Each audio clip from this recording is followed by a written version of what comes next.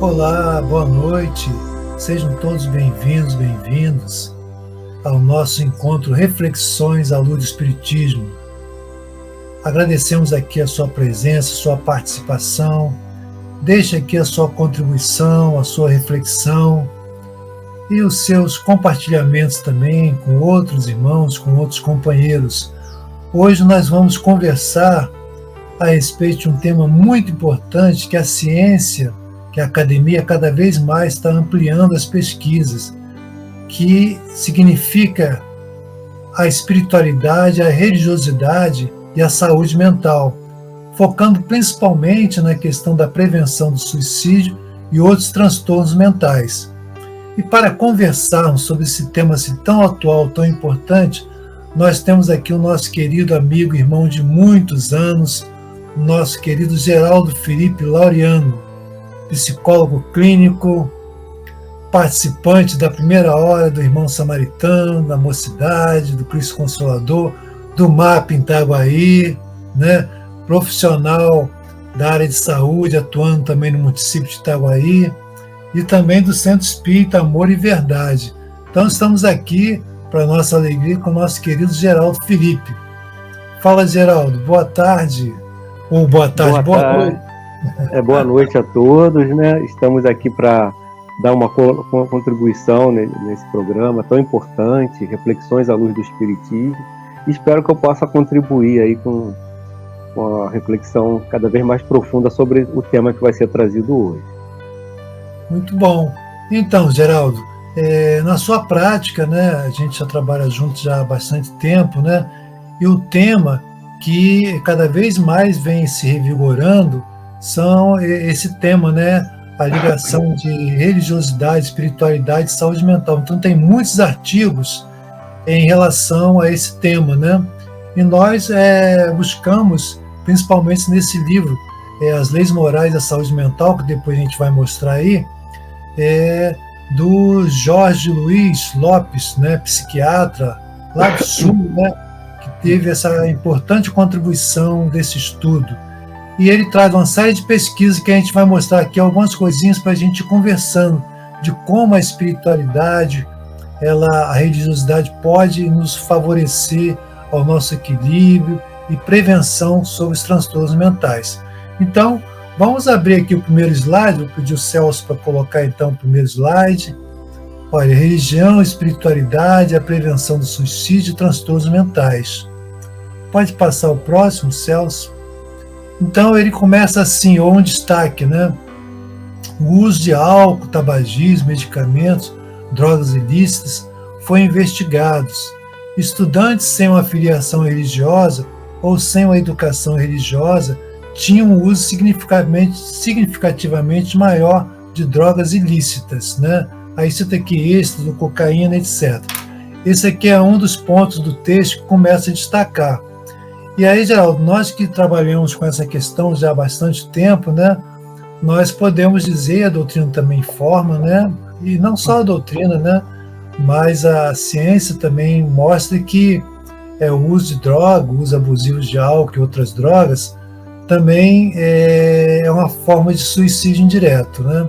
Como é que você vê na sua prática, você que coordena também o grupo lá de evangelização da família, na sua prática profissional, como que você vê a importância da religiosidade, da espiritualidade na prevenção desses transtornos?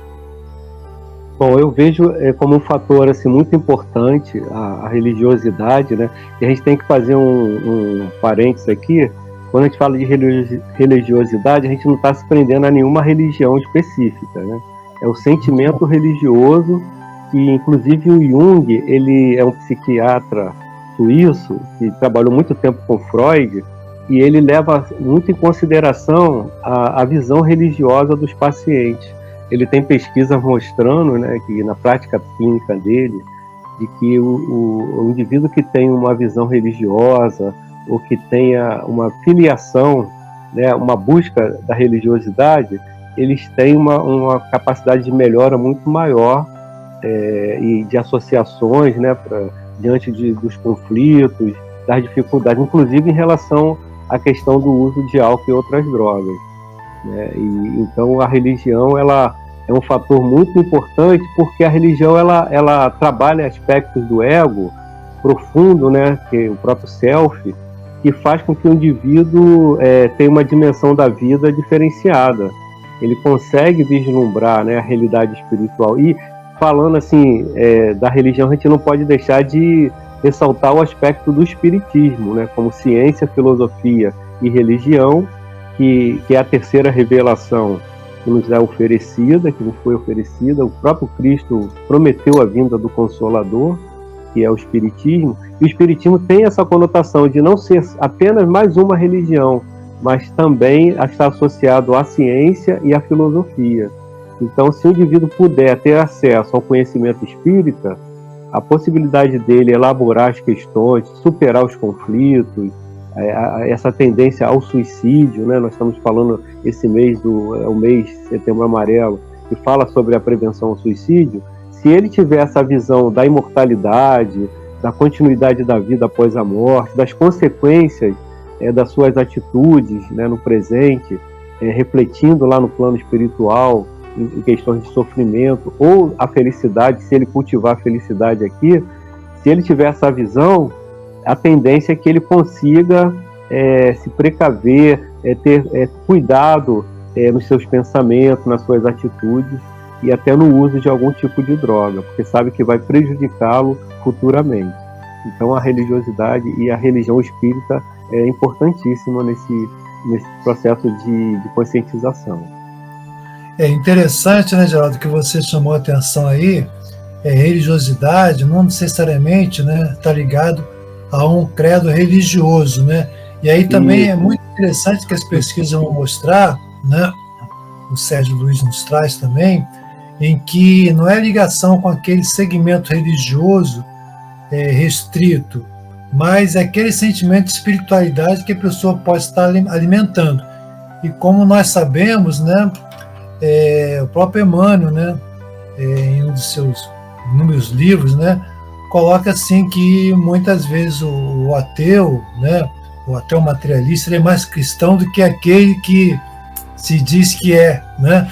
Só para fazer esse adendo, para que a gente possa estar atento nesse aspecto de não segmentar a questão do credo religioso, mas de valorizar, como você colocou, da espiritualidade, né? Então, as pesquisas vão assim fazendo esses recortes, olha só, não necessariamente ao segmento religioso A, B, mas aquela espiritualidade, aquilo que o indivíduo já está buscando de fato esse desenvolvimento. E como você disse, vai nos dando assim meios, né, de proteção, de amparo, né? A gente pode colocar um outro slide, então, Celso, agora, por favor.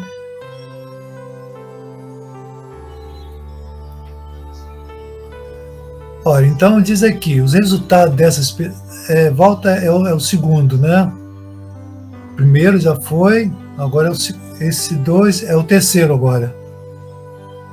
Os resultados dessas pesquisas têm importantes implicações para o cuidado clínico dos pacientes.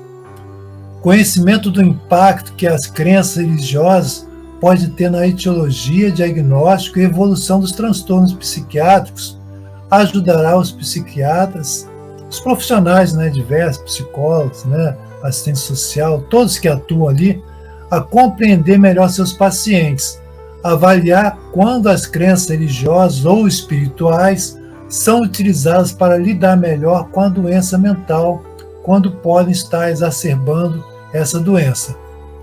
Então, assim, esse aspecto é muito interessante, que cada vez mais as pesquisas vão demonstrando que o profissional de saúde, ele deve considerar e respeitar a crença que o indivíduo traz.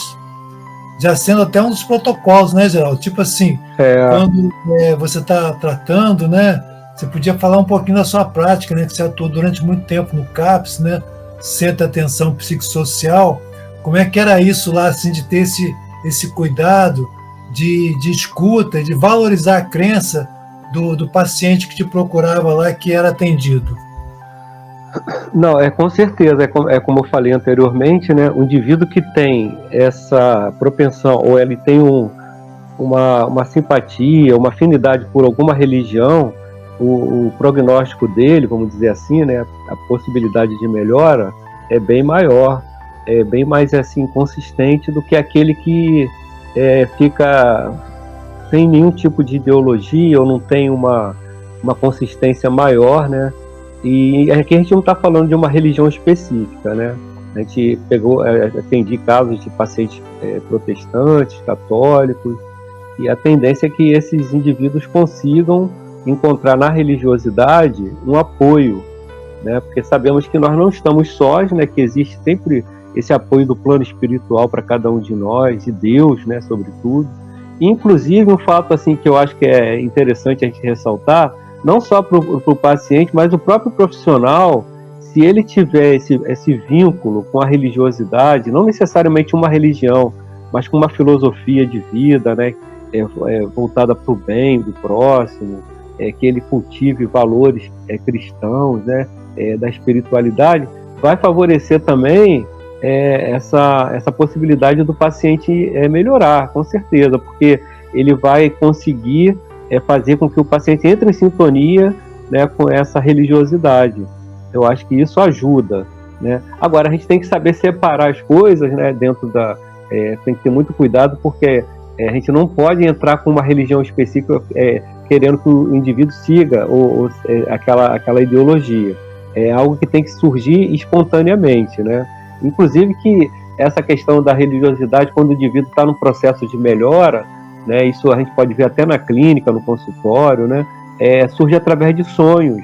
O indivíduo tem sonhos assim com igrejas, com locais assim de espiritualidade, né, com reuniões, com entidades, né, e como eu falei, o Jung, alguns psiquiatras e psicanalistas já estão levando em conta esse fator, porque o sonho traz conteúdo do inconsciente.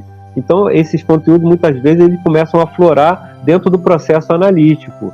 E, então, é importante que o profissional valorize, né, esses conteúdos para ajudar o paciente no seu processo de mudança. Então, é interessante como eles aparecem. Muito, muito, muito bacana, sim. E lembrando, né, Geraldo, quando tudo começou em relação à questão da dependência química, lá pelo Samaritano, os próprios mentores, olha só a sabedoria, a gente está falando assim de décadas atrás, né? As mensagens que vinham, assim, eles alertavam para a gente respeitar a crença de quem vinha, mesmo que viesse na casa espírita. Às vezes a pessoa vinha na casa espírita, como aconteceu, né? Nós atendimos algumas pessoas que iam lá, e eu falei assim, não, eu não quero saber do espiritismo, eu tenho uma questão, né, que eu sei que vocês estão tratando, que era a questão das drogas e tal, né? E aí a gente tem o respeito, não querer impor a ele a nossa crença, porque aí vem o aspecto da crença do profissional, aí se inverte, né? A gente respeitar a crença de quem está lá, né? Considerar a crença que ele tem, e aí até fazendo aqui uma lembrança recente, nós fizemos um trabalho lá com o Léo Diogun, né? Nosso vizinho, né? Nosso parceiro lá, respeitar essa questão da religiosidade dele e também ter o cuidado da gente não impor a nossa crença ao paciente. Porque no caso que nós somos aqui profissionais, que somos espíritas, né, atuamos, né, na sua área espírita, somos aprendizes aí da seara espírita.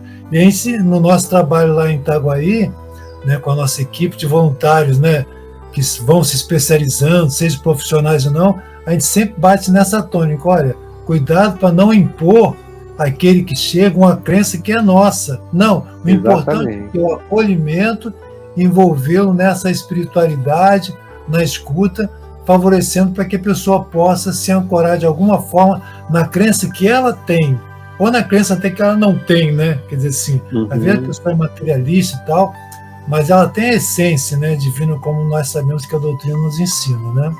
Então achei muito importante isso, e nós queremos agradecer aqui a você que está chegando agora, pelo Facebook, pelo Instagram e pelo YouTube.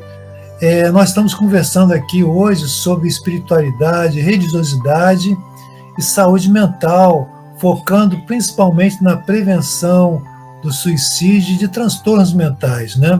Estamos conversando hoje aqui com o nosso querido amigo, irmão de muitos anos, Geraldo Felipe, psicólogo clínico, pós-graduado, com especialização em psicossomática, né, Geraldo? Mais o que além saúde da mental, saúde mental. E atuante também no CAPS, né, durante muito tempo, né, de Itaguaí, né? Isso. O CAPS, que é o Centro de Atenção Psicossocial. Estamos conversando aqui, deixa aqui a sua contribuição, a sua indagação, para que a gente possa nos enriquecer, né, com as suas contribuições de fato. Então a gente pode caminhar para mais um slide. Celso, por gentileza. E aqui tem um texto muito interessante aqui, que esse autor ele está trazendo, que é referenciado pelo livro, né, Saúde Mental e as Leis Morais, do Jorge Felipe Lopes, psiquiatra do Sul. Nós, nessa linha, nós fomos pesquisar também outras fontes. E aí tem aqui um texto da Revista de Psiquiatria Clínica, quando ele está destacando essa matéria. Ele diz assim sobre a matéria sobre religiosidade e espiritualidade. Ele diz assim: esperando que esse volume dessa revista, que foi escrito aqui tem uns 20 anos, né, esse artigo que a gente se referenciou também, possa estimular e abrir caminhos a novas pesquisas e discussões que, em última instância, permitirão que os clínicos reconheçam a importância das crenças espirituais na saúde e nas doenças mentais dos pacientes que servimos.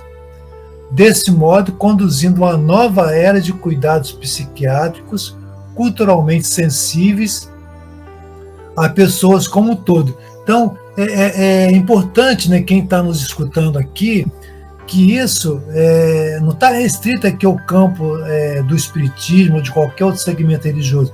Não, esse é um artigo acadêmico, né? E cada vez mais as pesquisas vão mostrando, a gente vai citar aí os autores mais no final, mostrando a importância disso, né?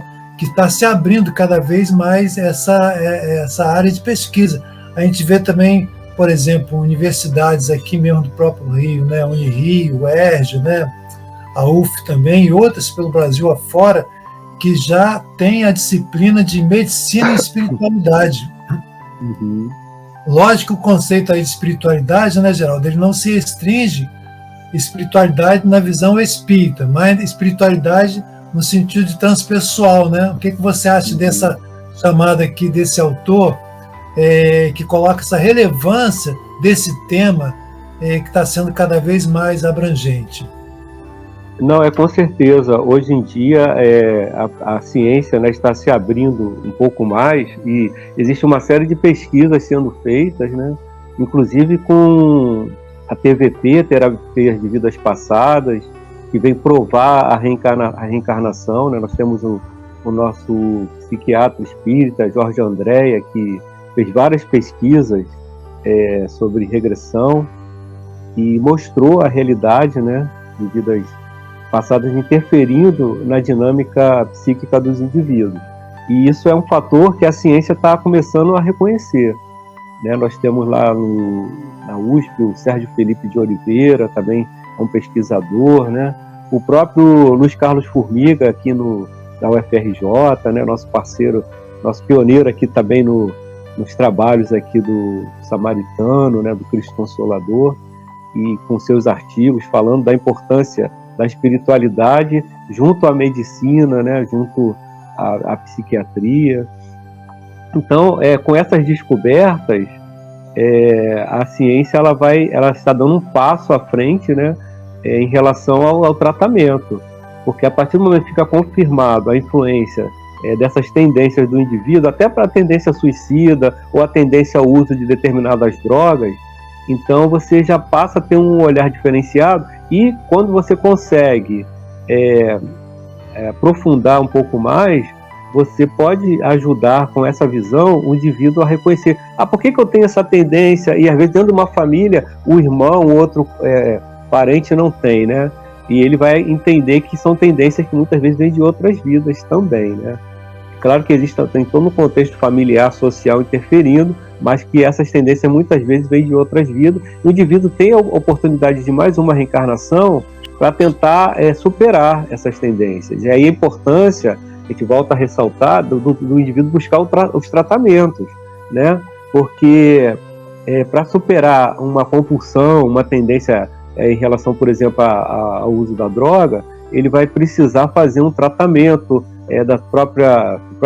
aprofundar, né, no autoconhecimento, vai precisar fazer um trabalho de psicoterapia, de grupos, né, e temos também que ressaltar a importância dos grupos anônimos, né, para que ele possa, através desse esforço, ver o que precisa ser modificado nele, né, e a partir daí ele consiga superar toda essa tendência ao uso, e até mesmo a essa tendência ao suicídio, né, a um impulso suicida. Mas para isso ele vai precisar fazer todo esse trabalho de autoconhecimento, de reforma íntima, através da psicoterapia, utilizando essa visão que a reencarnação nos traz, e que a ciência, graças a Deus, já está reconhecendo. Então, são técnicas que já estão sendo utilizadas. É necessário até o cuidado de se buscar essas técnicas, porque é necessário toda uma especialização, né? Mas se o profissional ele tem essa visão, com certeza vai favorecer muito o processo de mudança do indivíduo. Muito bom, Geraldo. Lembrando aqui, né, eu pedi o Celso para colocar aqui depois o logo do CVV. Nossos parceiros também, já fizemos várias gravações com eles, né? 188, né?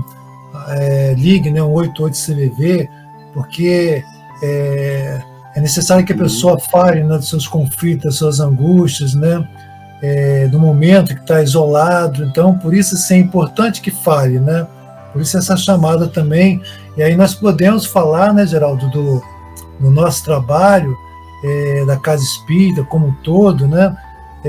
Do atendimento fraterno. Nós fizemos, né, na semana passada, dias passados, com o nosso irmão Gerson também, a Casa Espírita, aquele momento de escuta, mas às vezes o indivíduo está a altas horas da noite, né, para quem ligar. Então 188 buscar esse socorro, dizer da sua angústia, para que as pessoas que estejam preparadas possam estar trabalhando também e oferecendo essa ajuda. Agora, é interessante também, né, Geraldo, né, você citou a questão da doutrina, da reencarnação, né, das tendências, né, que pode vir de vidas passadas, né, esses transtornos também. É inevitável que a gente, né, não fale, né, nesse contexto também. Mas é importante o indivíduo ter a atenção que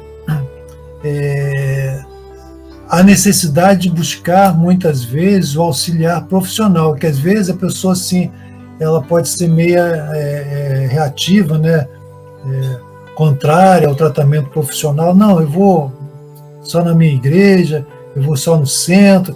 Vai cumprir o seu papel, mas é importante que a pessoa possa buscar também o apoio profissional, né? Com certeza. Porque a parte da religiosidade vai cumprir, às vezes cumpre, né, de forma satisfatória, porque vai variar de caso para caso. Mas há muitas situações que o profissional da área de saúde ele vai ser necessário, a medicação também ela vai ser necessária, né, com critério, para que a gente possa formar essa rede de proteção. Então, acho que é importante a gente não deixar de lembrar que a doutrina espírita é ciência, filosofia e religião. Então, se estamos precisando do médico, o médico está lá. O médico também é um instrumento divino, né? Porque senão a gente se fecha. Não, eu vou só tomar o passe, vou só fazer esse trabalho aqui do atendimento fraterno. Às vezes vai funcionar e graças a Deus. Outras vezes vai ser necessário o quê? O acompanhamento médico, né, profissional, para que o indivíduo vá bem, né? Bira, e não necessariamente o profissional tem que falar desses conceitos, né? Isso serve de parâmetro para a gente entender a dinâmica. Às vezes o paciente ele tem outra religião ou ele não é religioso. Se a gente lança essa questão da reencarnação, ele pode ficar, né, até um pouco assustado ou confuso. Se não devemos, ter... que a gente falou exatamente. Antes, não confundir a crença do profissional com quem chega. Isso.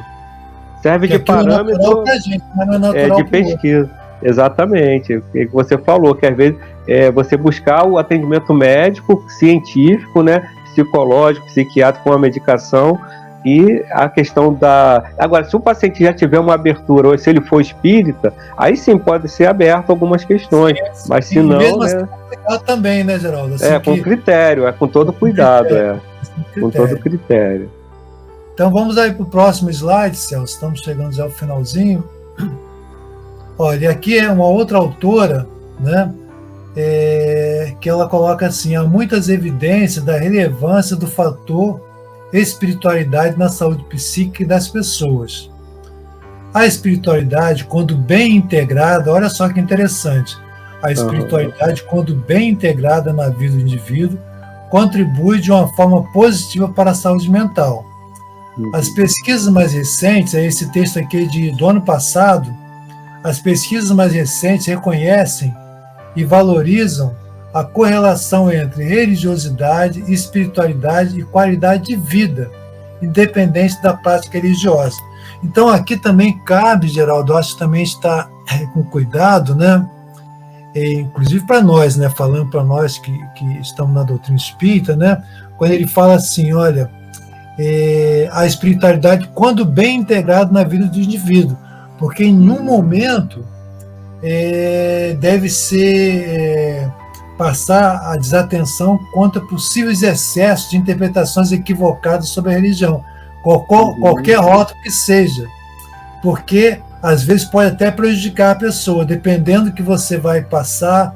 Por exemplo, né, no atendimento fraterno nas nossas oficinas, nós falamos disso, né? Por exemplo, na hora do atendimento fraterno, você não falar em evidências, né? Isso, aquilo no passado, então, aquilo vai trazer uma confusão danada na cabeça da pessoa e não vai ajudar. Então, a gente tem que ter esse cuidado. Como é que você vê isso, assim? Esse cuidado de não passar informações indevidas, mesmo de cunho religioso, para aquele que procura ajuda. Então, e aí, né, o cuidado que nós profissionais religiosos, porque tem profissionais que não são religiosos, a gente tem que respeitar isso também, né?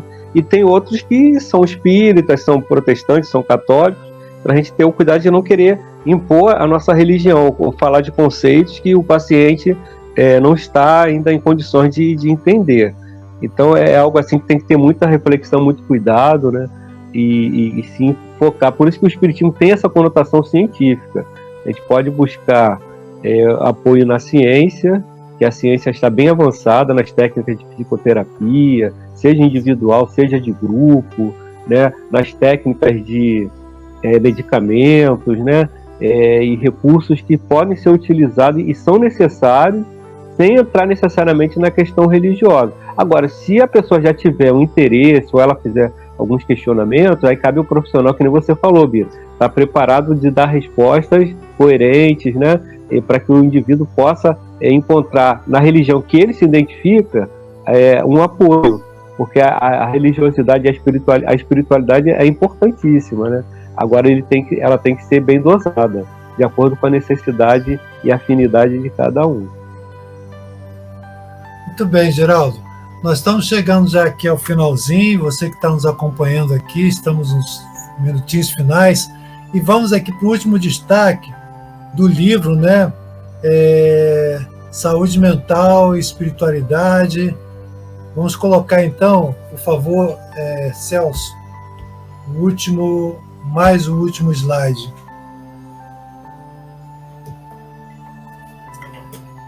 Anterior a esse aí.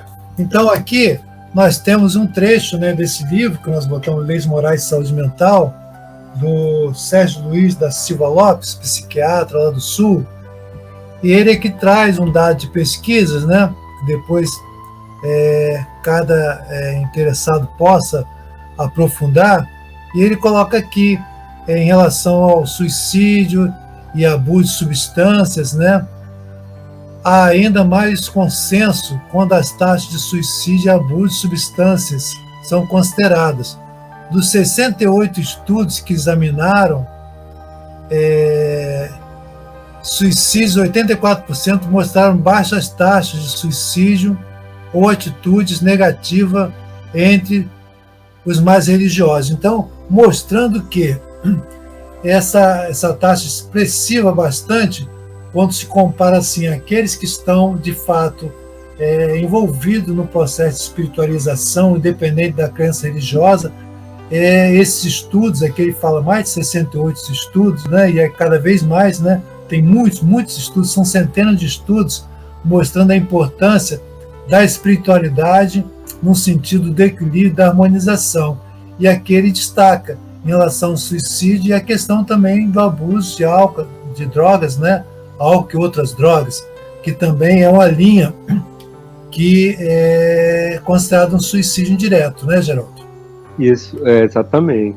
E uma das causas do suicídio, da atitude suicida, né, e até do uso das drogas, é a falta do sentido da vida e o vazio existencial, né, e que muitas vezes acontecem, né, o indivíduo não tem resposta para as coisas que acontecem na vida, o sofrimento, o ver o mundo como está ainda, né, infelizmente, com várias situações de guerras, de conflitos, de indiferença à dor do próximo. Então, o indivíduo ele não consegue ter uma explicação, né, do porquê da própria vida, né? E aí ele acaba resvalando no desespero, na loucura, né, em atitudes extremas, até de violência. Então, a religiosidade e a doutrina espírita, como ela dá respostas do porquê da vida, né, por que estamos aqui, de onde viemos, para onde vamos após a morte do corpo, né? E como devemos viver aqui, a melhor maneira de viver. Então, ela dando essas respostas, ela vai ajudar, né, nos ajudar a lidar com essas situações de sofrimento que a vida possa trazer, né? Então, a religiosidade, ela tem um papel fundamental, né, na solução de alguns conflitos e de pacificar o indivíduo, né, levar um consolo, um fortalecimento para ele lidar com as adversidades da vida. Isso, com certeza, a própria ciência já está provando isso, como o texto nos trouxe. Muito bem. Nós estamos chegando aqui ao finalzinho. Eu acho que a gente vai, em outro momento, falar aí outro aspecto, aí vai ser com enfoque predominantemente espírita, né? Das interferências espirituais no processo. Olha, tá aí, ó, bonito, olha. O CVV. CVV, muito bacana. Então, não deixe de ligar quando sentir a necessidade.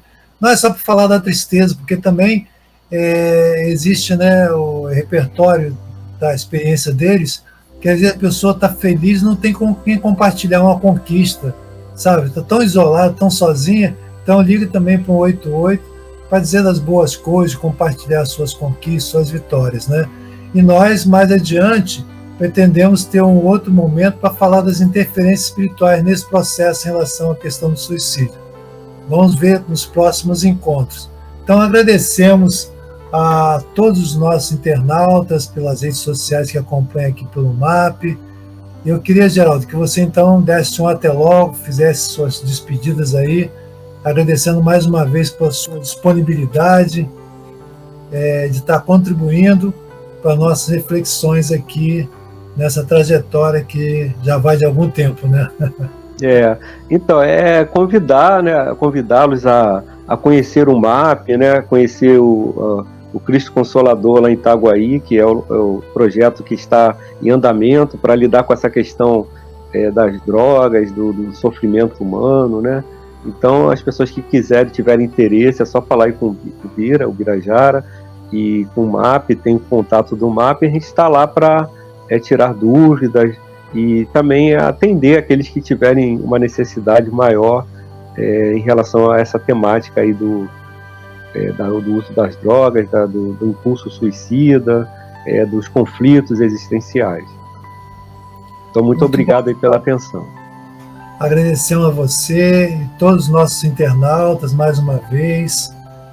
Compartilhe, divulgue, acesse lá a nossa página. São centenas de conteúdos que o MAP tem, mas muito, muito significativo. É de A a Z. Entrar na página lá e pesquisar e encontrar.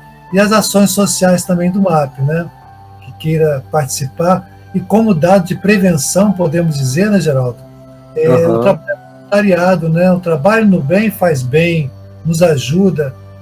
Procure, então, uma das unidades do MAP, onde você possa se identificar, atuar como voluntário, seja na parte social, tem um pré-vestibular social, né? As quentinhas, abordagens também com as pessoas com deficiência. Então, existe assim, uma gama de oportunidades no movimento de amor ao próximo. Mais uma vez, agradecemos a sua participação, colaboração, compartilhamento com os nossos conteúdos. Muita paz, paz e luz, paz e bem, paz.